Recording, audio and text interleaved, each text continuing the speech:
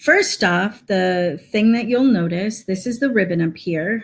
Notice that word starts in Calibri and that here for the styles is normal. What we want to do is click no space. And then we want to change this, the font, to Times New Roman size 12. Okay. The next thing is that the paper needs to be double spaced. So you want to do 2.0 on the spacing. Your heading is where it is your name. And actually, I'll just type this, your professor's name.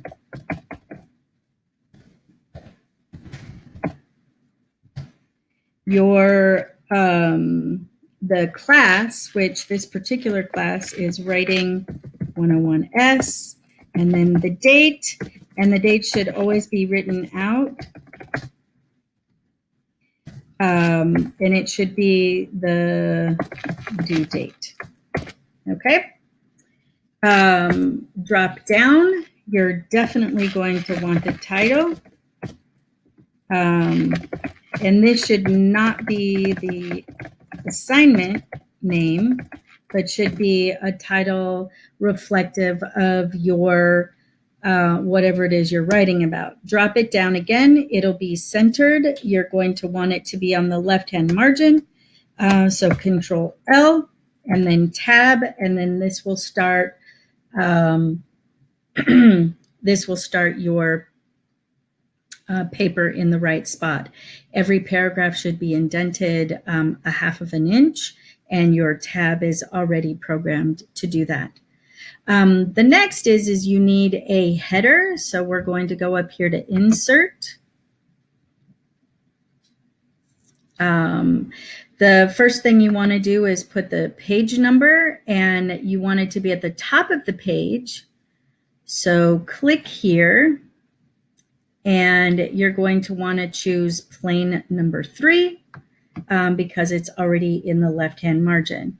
Now, this will default to Calibri, so you're going to want to make sure that, well, first, I guess we'll do this. Type your last name, and then this is your page number. Make sure that you put in a space between your last name and the page number. Now, highlight it and make sure that the font is Times New Roman 12. Word automatically defaults to Calibri. I've already changed the template for the Word on my computer. But anyway, just make sure, because this is a mistake students make quite a bit, not changing the font in the header. All right.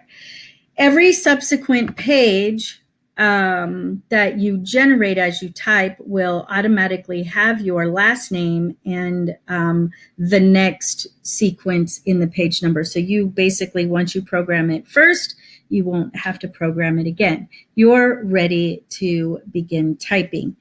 The very last thing you need to do is do Control Enter, and this will generate a second page. Do Control E to make it in the center, or you can use the buttons up here to make it center. Type in Works Cited. This is for your reference pages, and in MLA formatting, it is titled Works Cited. Go ahead and put Enter. It is centered, so you want to do Control L to make it on the left-hand side.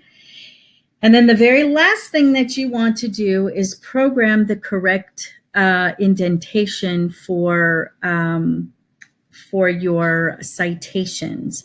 And the correct indentation, it is called a hanging indent. So go up here to Paragraph and open up this dialog box. Notice that line is at 0. And there's this box, don't add a space between paragraphs of the same style. You could check this box to ensure that there isn't going to be any extra space. It'll just be double space.